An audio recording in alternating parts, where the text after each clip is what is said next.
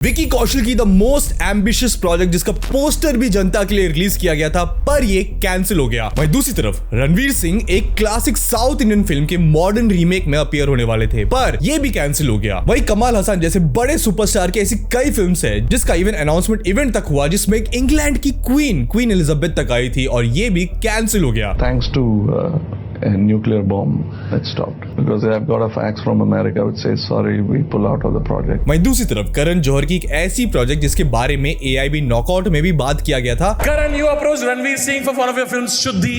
Ranveer, of course, took the audition because he thought it was called Fuddhi. लेकिन despite being big in the industry, Vicky Kaushal हो या फिर रणवीर सिंह या कमाल हसन या फिर करण जौहर, इन सब की फिल्म्स कैंसिल हो गई। तो क्या नाम है इन फिल्म्स का? क्या इन फिल्म्स में पोटेंशियल था और क्या रीजन था जिसकी वजह से फिल्म मेकर्स इन फिल्म के अनाउंसमेंट तक पहुंच तो गए लेकिन इन फिल्म्स को कैंसिल कर दिया गया? और मैं युकी बताऊंगा आज इस वीडियो में about the cancelled Indian films. By the way ये पार्ट 3 है, ऐसे हमने और 2 वीडियोस बनाए हैं अलग लिस्ट पे, वो भी तुम जाके बाद में देख सकते हो, इसका लिंक मैं डिस्क्रिप्शन में डाल दूंगा। और वीडियो शुरू होने से पहले बाय बीबी फिल्मी को सब्सक्राइब जरूर कर लेना, हम आपके लिए ऐसे वीडियोस लाते रहेंगे। रणवीर सिंह की अपरिचित रीमेक, एस शंकर जिन्होंने फिल्म्स जैसे कि रजनीकांत की रोबोट, अनिल कपूर की नायक, कमाल हसन की इंडिया और रजनीकांत की शिवाजी द बॉस बनाई है, उन्होंने 2005 में एक आइकॉनिक मूवी देश को दी कॉल्ड अनियन, जिसका हिंदी नेम था अपरिचित। हर एक 90s किड ने ये मूवी टीवी पे तो देखा ही है और हर किसी को इस फिल्म के डायलॉग्स तो रट्टे याद है, और चाहे साउथ ऑडियंस या फिर हिंदी ऑडियंस, सबको अंबिका ऑल्टर ईगो अपरिचित काफी पसंद आया। ऑलमोस्ट 20 करोड़ में इस बनी इस फिल्म ने ग्लोबली 100 करोड़ का बिजनेस किया था, और इसी सक्सेस को रिपीट करने के लिए 2021 में एस शंकर ने अनाउंस किया था अपरिचित का हिंदी रीमेक विद रणवीर सिंह। अब इस न्यूज को काफी मिक्स्ड रिस्पॉन्स आया, जहां एक तरफ ऑडियंस कह रही थी कि रणवीर सिंह इस मूवी को खराब कर देंगे, या फिर क्या एक ऑलरेडी एग्जिस्टिंग मूवी जो हिंदी में फ्री में अवेलेबल है उसका रीमेक बनाना सही होगा क्या? पर दूसरी तरफ थी वो ऑडियंस जिन्हें रणवीर सिंह की वर्सेटैलिटी पे भरोसा था। अपरिचित ऑलरेडी एक अर्ली 2000s के बैकड्रॉप में बनाया गया, तो मॉडर्न बैकड्रॉप में इस मूवी को देखना काफी इंटरेस्टिंग होगा विद मोर गोर वायलेंस। आई मीन अब तो कॉमन हो गया यार इंडस्ट्री में वायलेंस दिखाना, चाहे एनिमल हो या फिर बागी 4। अब प्लान सेट था मूवी को बनाने का, लेकिन इस फिल्म के अनाउंसमेंट के तुरंत ही अपरिचित मूवी के प्रोड्यूसर रविचंद्र ने शंकर को इस फिल्म के रिगार्डिंग एक लीगल नोटिस भेज दिया। इस लीगल नोटिस में उन्होंने क्लेम किया कि इस मूवी के कॉपीराइट्स उनके पास है, जिसे उन्होंने फिल्म के राइटर सुजाता से खरीद लिया था, और उनके पास प्रॉपर डॉक्यूमेंट्स है टू प्रूव कि अपरिचित को अडैप्ट करना या फिर उसका रीमेक करना या कॉपी करना इलीगल है। रविचंद्र ने यह भी कहा कि उन्हें कोई आइडिया नहीं था कि इस फिल्म का रीमेक बनाया जा रहा है, और उन्हें ये सब तो सोशल मीडिया से पता चला। लेकिन on the other side S Shankar का इस कॉपीराइट एलिगेशंस पे अलग ही क्लेम था। उनका कहना था कि सुजाता इस फिल्म के राइटर नहीं थे, उनका इन्वॉल्वमेंट सिर्फ डायलॉग राइटिंग में था, और इस फिल्म के क्रेडिट में तक story by, screen play, direction में क्रेडिट सिर्फ उनका है। तो क्लियर है कि स्क्रिप्ट तो उनका है। एस शंकर को रविचंद्र के इस क्लेम का काफी बुरा लगा, उन्हें लगा कि उनके प्रोजेक्ट को साबोटाज किया जा रहा है। लेकिन रविचंद्र यहाँ रुके नहीं, उन्होंने सबसे पहले south Indian film chamber of commerce SIFCC में शंकर और इस हिंदी रीमेक के भविष्यपूर्ण प्रोड्यूसर जयंती लाल गड़ा के अगेंस्ट कंप्लेन किया। SIFCC ने कहा कि ठीक है हम बात करते हैं दोनों पार्टी से, लेकिन रविचंद्र ने मद्रास हाई कोर्ट में भी कंप्लेन फाइल कर दिया। सर आप मतलब सीधा प्रोड्यूसर क्यों नहीं बन जाते इस हिंदी रीमेक का? अब इतने लीगल इश्यूज की वजह से शंकर ने 2024 में बताया कि वो इस प्रोजेक्ट को पोस्टपोन कर रहे हैं। इवेंचुअली उनके आसपास के लोगों ने कहा कि रीमेक बनाने की जगह वो ओरिजिनल पैन इंडियन प्रोजेक्ट के साथ काम आगे क्यों नहीं बढ़ाते। वहीं इस फिल्म के ओरिजिनल एक्टर विक्रम से भी जब इस रीमेक के बारे में पूछा गया तो उन्होंने बताया कि एस शंकर अपरिचित का पार्ट 2 उनके साथ बनाने वाले थे, पर वो रणवीर सिंह के अपरिचित के लिए भी एक्साइटेड है क्योंकि वो काफी अच्छे एक्टर है। वैसे अगर देखा जाए तो शंकर जी सीधा अपरिचित का पार्ट 2 ही बना दो ना, स्टोरी को ही कंटिन्यू करते हुए। वैसे जिस हिसाब से गेम चेंजर और इंडियन पार्ट 2 बनाया गया था, रहने दो। करण जौहर की शुद्धि, करण जौहर की शुद्धि which also rhymes with Punjabi word for a reproductive organ. Karan, you approached Ranveer Singh for one of your films, Shuddhi. Ranveer, of course, took the audition because he thought it was called Fuddhi.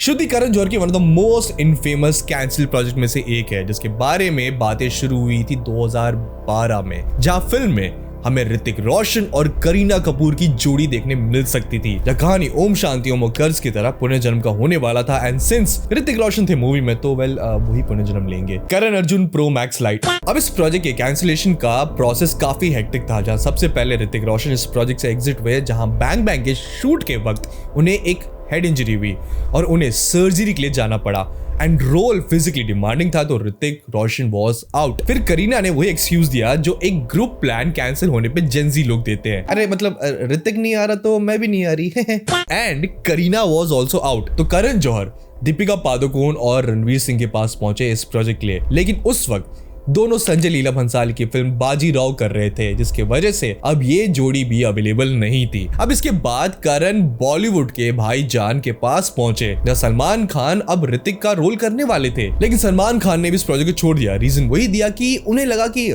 Hrithik रहेगा तो मैं भी रहूंगा, same वही करीना कपूर वाला reason. जिसके बाद करण जौहर अपने ही प्रोडक्शन से लॉन्च्ड वरुण धवन और आलिया के पास पहुंचे, लेकिन फिर संजय दत्त जो इस फिल्म में नेगेटिव रोल कर रहे थे वो भी इस प्रोजेक्ट से एग्जिट कर गए। इट्स लाइक कोई भी ये मूवी करना नहीं चाहता। क्या था इस मूवी में, रणवीर अलाहाबादिया वाला जोक? अब इसका एक और रीजन कहा जाता है कि इसकी कैंसिलेशन में इतने डिलेज की वजह से फिल्म का प्रोडक्शन कॉस्ट बढ़ता जा रहा था, जिसकी वजह से फिल्म को प्रोड्यूस करना इम्पॉसिबल सा हो गया। अब इतने कैंसिलेशन और इश्यूज की वजह से करण जौहर ने अनऑफिशियली इस प्रोजेक्ट को कैंसिल या फिर पोस्टपोन कर दिया 2015 में, और बाहुबली के प्रेस कॉन्फ्रेंस में खुद इस प्रोजेक्ट का मजाक उड़ाते हुए कहा कि आज 3 साल हो गए शुद्धि के मेकिंग को फिनिश हुए। So you have been planning Shuddhi for a very long time. If 3 years work can present a fantastic film like this, what is Shuddhi going to be like? Shuddhi is already, I think, 3 years. It's completed 3 years in the making already. Shuddhi has crossed the making of Bahubali already without being made. It's a new kind of history we have created with Shuddhi. और उसके बाद करण जौहर ए दिल मुश्किल की making में busy हो गए। चलो कोई नहीं, एटलीस्ट रणवीर सिंह के साथ रॉकी रानी तो बन गई, और बैड्स ऑफ बॉलीवुड में दोनों एक दूसरे को गरिया भी दिए। Don't f with me, Ranveer. My movie saved your f***ing career. My performance saved your f***ing movie. Fuck you, Ranveer. Love you, Karan. Shahrukh Khan की डॉन 3। अब यस हम सबको पता है कि डॉन 3 बन रही है, लेकिन रणवीर सिंह के साथ, जिसकी वजह से ये शाहरुख खान की डॉन 3 नहीं होने वाली। ये रणवीर सिंह हर कैंसिल प्रोजेक्ट में मतलब कैसे इन्वॉल्व हो जाते हैं। लेकिन जहां एक तरफ डॉन 1 और डॉन 2 में शाहरुख खान लीड पे थे, जिसके वजह से ये फ्रेंचाइजी इतनी हाइप बना पाई, ऐसा क्या हुआ कि शाहरुख खान की डॉन 3 कैंसिल हो गई। 2006 में डॉन 1 के बाद डॉन 2 5 साल बाद आई 2011 में, और फिल्म के डायरेक्टर फरहान अख्तर को सिर्फ एक ही सवाल पूछा जा रहा था, डॉन 3 कब आएगी। लेकिन फिर खबर आई कि शाहरुख खान डॉन 3 नहीं करना चाहते। फराह खान ने जब वैरायटी को इसके बारे में बताया तो रिवील हुआ कि उन्होंने डॉन 3 शाहरुख को दिमाग में रख के ही लिखा था, लेकिन शाहरुख खान इस कहानी के डायरेक्शन के साथ एग्री नहीं कर पाए। जहाँ स्क्रिप्ट को लेके दोनों किसी कॉमन ग्राउंड पे उतर ही नहीं पा रहे थे और म्यूचुअली दोनों अलग हुए। शाहरुख खान से पहले भी डॉन 3 के बारे में एक इवेंट में पूछा गया था, तो उन्होंने फन में कहा कि फराह खान डॉन ही नहीं बना रहे, वो तो फुकरे शुकरे बना रहे हैं। जैसे हमारे डॉन के प्रोड्यूसर ने कुछ सालों हो गए तीसरी वाली नहीं लिखी, बैठे रहते हैं फुकरे टुकरे बनाते हैं, डॉन 3 नहीं बनाते। अब बॉलीवुड हंगामा ने रिवील किया कि 2022 में शाहरुख खान कन्विंस नहीं हो पा रहे थे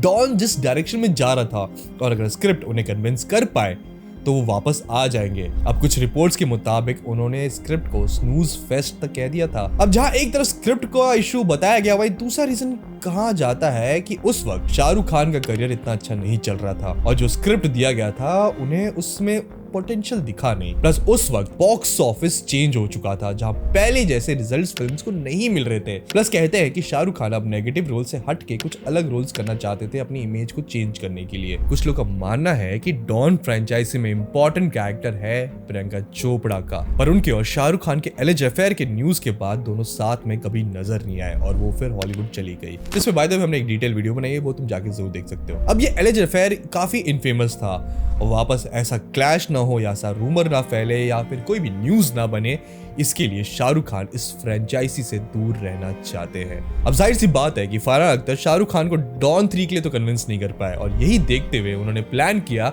कि वो इस फ्रेंचाइजी के साथ आगे बढ़ेंगे बट विदाउट हिम। और तभी उन्होंने रणवीर सिंह को कास्ट करके एक अनाउंसमेंट वीडियो भी रिलीज किया 2023 के अगस्त में। लेकिन इस अनाउंसमेंट को काफी बैकलैश भी मिला। जहाँ एक तरफ डॉन फ्रेंचाइजी शाहरुख खान की है तो लोग एक्सेप्ट ही नहीं कर पा रहे थे किसी और को इस रोल में। प्लस रणवीर सिंह के ऊपर लोगों को भरोसा ही नहीं है कि वो डॉन का रोल पुल ऑफ कर पाएंगे। प्लस टीजर में भी वो काफी वीक से दिख रहे थे एज डॉन। अब मूवी में विक्रांत मैसी ऐसा विलन एंड कियारा आडवाणी ऐसा फीमेल लीड होने वाली है, जहां धुरंधर के रिलीज के बाद जैन 2026 से रणवीर सिंह की डॉन 3 की शूट शुरू होने वाली है, लेकिन शाहरुख खान की don 3 is cancelled.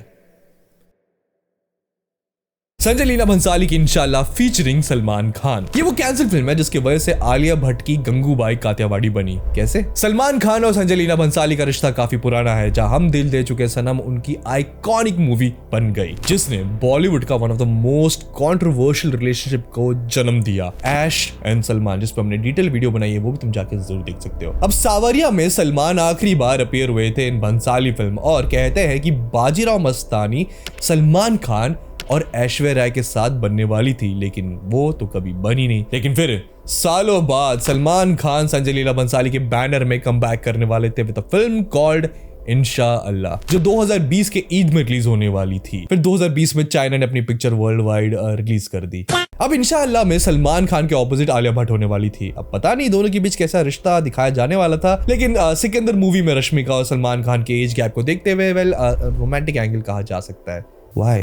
And since ये संजय लीला भंसाली की मूवी है तो one of the best part होगा इसका म्यूजिक, तो ये एक म्यूजिकल तो होने वाली थी। And Salman Khan was almost in, लेकिन पंगा ये हुआ कि सलमान खान को भंसाली ने सिर्फ मूवी का फर्स्ट हाफ सुनाया था, लेकिन सेकंड हाफ स्पेशली एंडिंग से सलमान खुश नहीं थे, जहां एंडिंग ट्रैजिक या फिर सैड होने वाला था, जहां सलमान खान को लड़की मिलती नहीं है। भाई को लड़की क्यों नहीं मिलती? अब सलमान और भंसाली के बीच इसको लेके क्रिएटिव डिफरेंस आया, लेकिन एक मेन इशू आया इस फिल्म की फीस, जहां इंशाअल्लाह का बजट 150 करोड़ होने वाला था और फिल्म इंडिया और यूएसए में शूट होने वाला था, और भंसाली की डिमांड थी कि सलमान 120 दिन से ज्यादा कमिट करे इस फिल्म के शूट के लिए। आई मीन दीपिका और रणवीर सिंह ने तो पूरा साल दिया था भंसाली के साथ काम करने के लिए, लेकिन यहाँ पंगा ये हुआ कि उस वक्त सलमान के पास काफी ब्रांड्स थे जिनकी शूट करना बाकी था, और मेन एक और इशू था बिग बॉस 13 का शूट। अब सलमान के ये प्रोजेक्ट्स क्लैश कर रहे थे इंशाअल्लाह के शूट्स के साथ, और सलमान को अपने बाकी प्रोजेक्ट्स भी छोड़ना पड़ता। तो इसी कॉम्पनसेशन में सलमान ने डिमांड किया कि 100 करोड़ की फीस उन्हें दी जाए, जिसमें सैटेलाइट राइट्स और डिजिटल राइट्स भी इंक्लूड किया जाए। अब फिल्म का बजट ऑलरेडी 150 करोड़ था, उसका 2/3 पार्ट भाई ले जाते तो भंसाली साहब अपने सेट्स कैसे बनाते?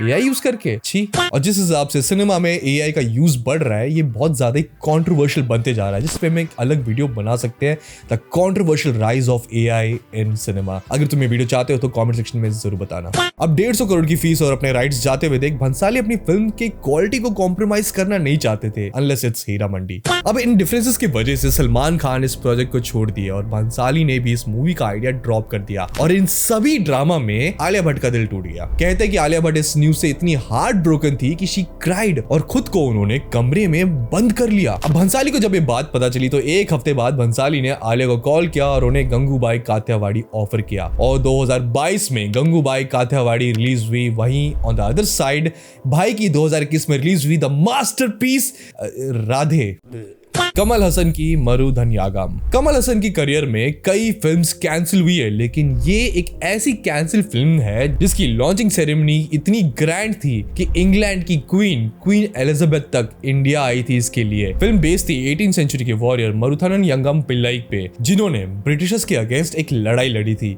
और कमल हसन की ये फिल्म एक पीरियोडिकल ड्रामा होने वाली थी, जिसकी अनाउंसमेंट 1991 में हो गई थी, जहां इसका इनॉग्रेशन चेन्नई के एमजीआर फिल्म सिटी में हुआ, जहां उस वक्त की तमिलनाडु की चीफ मिनिस्टर एम करुणानिधि और इंग्लैंड की क्वीन एलिजाबेथ II प्रेजेंट थी, और इस फिल्म का 30 मिनट का टीजर भी स्क्रीन किया गया। अब ये फिल्म एक काफी ग्रैंड स्केल पे शूट होने वाला था, जहां उस वक्त इस फिल्म का बजट ऑलमोस्ट 80 करोड़ होने वाला था, जो इसे इंडिया का सबसे ज्यादा एक्सपेंसिव फिल्म बना देती और सीधा इंटरनेशनल मार्केट में ये कम्पीट करने वाली थी। लेकिन फिर ऐसा क्या हुआ कि ये ग्रैंड प्रोजेक्ट कैंसिल करना पड़ा? अब इसके पीछे पॉलिटिकल, फाइनेंशियल और एक्सटर्नल फैक्टर्स आ पड़े, जहां सबसे पहले फिल्म का शूट 1998 में ऑफिशियली शुरू हुआ, और तमिलनाडु में शूट हो रही इस मूवी में 1000 एक्स्ट्रास थे। लेकिन फिर उसी साल 1998 में पोखरान न्यूक्लियर टेस्ट हुआ। इस टेस्ट के बाद यूएस प्रेसिडेंट बिल क्लिंटन ने इंडिया पे सैंक्शंस लगा दिए इस टेस्ट को कंडक्ट करने के लिए। I'm absolutely astonished that the Indian government was able to catch the U.S. intelligence capability so sound asleep at the switch, revealing the stark reality that the administration's 6-year cozying up to India has been a foolhardy and perilous substitute for common sense. और कमाल हसन ने US के investors को secure कर लिया था, लेकिन इस सैंक्शंस की वजह से ये इन्वेस्टर्स कमाल हसन ने खो दिए। इवन ब्रिटिश प्रोडक्शन कंपनीज जो इस प्रोजेक्ट से जुड़ने वाली थी वो भी इस सैंक्शन की वजह से बैक ऑफ कर गई, और मूवी का हाई बजट नेचर होने वाला था जिसकी वजह से फिल्म ने काफी बड़ा डिले फेस किया। वहीं कमाल हसन ने अपने जेब से खुद पैसे इन्वेस्ट किए थे इस फिल्म में, लेकिन वो भी लॉस में गए। Thanks to a nuclear bomb that stopped because I've got a fax from America which says sorry we pull out of the project. वही एक और रीजन सामने आया इस फिल्म की कैंसिल होने का, जहां कुछ तमिल कम्युनिटी ने इस फिल्म का प्रोटेस्ट किया, जहां उनका मानना था कि मारुधन यागम पिल्लाई कोई फ्रीडम फाइटर नहीं थे बल्कि वो एक ट्रेडर थे, और काफी प्रोटेस्ट भी हुआ इस फिल्म के अगेंस्ट, जिसकी वजह से कमल हसन को इसकी प्रोडक्शन को तमिलनाडु से सीधा केरला में शिफ्ट करना पड़ा, जिसने फिल्म के बजट को और बढ़ा दिया और प्रोडक्शन फिल्म का रुक सा गया। कमल हसन ने फिल्म के लिए नए फाइनेंसेस तो ढूंढने की कोशिश की, लेकिन अनफॉर्चुनेटली वो इन्वेस्टर्स ढूंढ नहीं पाए, और ऐसे कई मल्टीपल टाइम्स इस प्रोजेक्ट को रिवाइव करने की कोशिश गई, जैसे कि 2014 में कमल हसन विश्वरूपम के शूट के बाद इसे रिवाइव करने वाले थे, लेकिन ऐसा हुआ नहीं। और देखते देखते इतना वक्त निकल गया कि अब फिल्म के डीले में कमल हसन की एज फैक्टर भी आ गई, जहां मारुधन यागम पिल्लाई का कैरेक्टर 40s में होने वाला था, and Kamal Haasan is just 16। जिसके बाद कमल हसन इस प्रोजेक्ट को फिर से रिवाइव करना चाहते थे विद समवन यंगर, लेकिन अनफॉर्चुनेटली ये मूवी कहीं ना कहीं कैंसिल हो गई। आज भी YouTube पे इस फिल्म से related songs and clips available है, लेकिन ये फिल्म कभी बन नहीं पाई। अगर ये फिल्म बन जाती तो it would have been Baahubali before Baahubali was a thing. Jai Mahishmati. Vicky Kaushal की Ashwatthama. Uri the surgical strike के बाद डायरेक्टर आदित्य धर ने अनाउंस किया था द इमॉर्टल अश्वत्थामा, और फिल्म का एक पोस्टर भी रिलीज किया गया था जहां विकी कौशल मेन लीड में होने वाले थे, and full fledge science fiction futuristic look देखने को मिल सकता था, जिसे देखने के लिए जनता काफी एक्साइटेड थी। आखिर कितने ही हमें साइंस फिक्शन फिल्म्स देखने मिलते हैं जिसके पार्ट 2 से मेन फीमेल लीड निकल जाती है कल की। अब फिल्म अश्वत्थामा पे बेस्ड होने वाले थे in the distant modern future, और फिल्म में विकी कौशल के साथ सारा अली खान होने वाली थी, लेकिन बाद में रूमर्स आने लगे कि सारा को रिप्लेस समंथा ने कर दिया है। अब जाहिर सी बात है कि ऐसे फ्यूचरिस्टिक फिल्म में वीएफएक्स की डिमांड ज्यादा होगी, जिसे देखते हुए फिल्म के प्रोड्यूसर रॉनी स्क्रूवाला ने इसका बजट 125 करोड़ अलॉट किया, लेकिन इसकी प्री प्रोडक्शन में आदित्य धर को रियलाइज हुआ कि इतने में तो आदि पुरुष भी नहीं बनने वाली, तो इसका बजट 125 करोड़ से सीधा 200 से 350 करोड़ बन गया, क्योंकि फिल्म में वीएफएक्स के साथ साथ international action choreographers, multiple locations और ना जाने क्या क्या लगने वाला था। अनफॉर्चुनेटली भाई की तरह विकी कौशल ज्यादा पैसे भी नहीं लेंगे, और फिल्म का स्क्रिप्ट भी रेडी था, लेकिन पंगा ये हुआ कि रॉनी स्क्रूवाला चाहते थे कि फिल्म को 125 करोड़ के बजट में ही पुल ऑफ किया जाए, और आदित्य धर का मानना था कि इतने बजट में तो एक एवरेज प्रोजेक्ट बनेगा। बेसिकली 200 का टी शर्ट 1000 का टी शर्ट, 200 वाला एक वॉश में फट जाएगा, 1000 वाले में क्वालिटी होगा। क्या बोल रहा हूं मैं। अब डायरेक्टर आदित्य धर और रॉनी स्क्रूवाला के बीच बहुत ज्यादा डिसएग्रीमेंट हुआ इस बात पे। रॉनी स्क्रूवाला के लिए इतने पैसे लगाना काफी ज्यादा रिस्की था, स्पेशली उस वक्त जब इंडियन थिएटर्स मार्केट में बहुत ज्यादा ही स्ट्रगल कर रहे थे और पैसे रिकवर उनसे हो नहीं पा रहा था। ऑलरेडी फिल्म के 2 साल के प्री प्रोडक्शन का काम में 30 करोड़ खर्च हो चुके थे, जिसमें मल्टीपल वीएफएक्स टीम्स के साथ मीटिंग, प्री विजुअलाइजेशन, ट्रेनिंग और ना जाने क्या क्या का बिल बनते जा रहा था, जिसे देखते हुए रॉनी स्क्रूवाला ने सोचा कि 300 करोड़ का घाटा उठाने से बेटर है कि 30 करोड़ को ही बाय बाय बोलते हैं, जिसे देखते हुए वो बैक ऑफ कर गए। अब खबर ये भी आई कि आदित्य धर न्यू इन्वेस्टर्स ढूंढने गए, जहां वो जियो स्टूडियो के पास गए, लेकिन उन्होंने शर्त ये रखा कि सिंस फिल्म का बजट काफी हाई है तो विकी कौशल को रिप्लेस करके कोई बड़ा एक्टर ढूंढा जाए जो मार्केट में ऑडियंस को खींच सके, क्योंकि उस वक्त विकी की भूत पार्ट 1 रिलीज हुई जो ज्यादा चली नहीं, सरदार उधम और गोविंदा मेरा नाम सीधा ओटीटी पे रिलीज हुई, हेंस विकी उन्हें बड़े स्टार लगे नहीं जो मार्केट में ज्यादा पैसे खींच सके। अब रणवीर सिंह से लेके जूनियर एनटीआर के पास तक आदित्य धर गए, लेकिन फिर आर्टिकल 370 के रिलीज के वक्त उन्होंने रिवील किया कि अभी के लिए ये प्रोजेक्ट नहीं बनने वाला, क्योंकि वो क्वालिटी कॉम्प्रोमाइज नहीं करना चाहते। अब उनकी धुरंधर आ रही है। अगर ये मूवी ब्लॉकबस्टर रही तो ये फिल्म रणवीर सिंह और आदित्य धर दोनों के लिए गेम चेंजर हो सकती है, जहां रणवीर सिंह को लोग और सीरियसली लेने लगेंगे फॉर डॉन 3 और आदित्य धर धुरंधर के दम पे इन्वेस्टर्स को ला सकते हैं for the immortal Ashwatthama. But अभी के लिए ये प्रोजेक्ट कैंसिल हो चुका है। तो तुम्हारा क्या ख्याल है, क्या इन कैंसिल प्रोजेक्ट्स में पोटेंशियल था या अच्छा हुआ ये कैंसिल हो गया और इन्वेस्टर्स के पैसे बच गए? तुम्हारा क्या ओपिनियन है? वेल कमेंट सेक्शन में तुम जरूर बताना। और अगर तुम्हें वीडियो पसंद आई तो वीडियो को लाइक करना मत भूलना, इससे हमारा एंगेजमेंट बढ़ता है। और ऐसे कौन से कैंसिल प्रोजेक्ट के बारे में तुम जानते हो, वेल वो भी कमेंट सेक्शन में मुझे जरूर बताना। हम नेक्स्ट पार्ट में उसे जरूर इंक्लूड करेंगे। और इस वीडियो के और भी 2 पार्ट्स है, तुम उसे इस वीडियो के बाद जाके देख सकते हो, लिंक डिस्क्रिप्शन में मिल जाएगा। अगर तुम चैनल पर नए हो तो चैनल को सब्सक्राइब करना बिल्कुल मत भूलना, साथ में जो बेल आइकन है उसको दबाना बिल्कुल मत भूलना। हम मिलते हैं ऐसी अगली वीडियो में, तब तक के लिए ओके बाय। मेरे सामने से हट हट, मेरे सामने ना कर ज्यादा बड़ बड़, बगेगा ज्यादा तो चाटे पड़े थड़ थड़, थोड़ा दूर रहना सर पे तू चढ़ मत।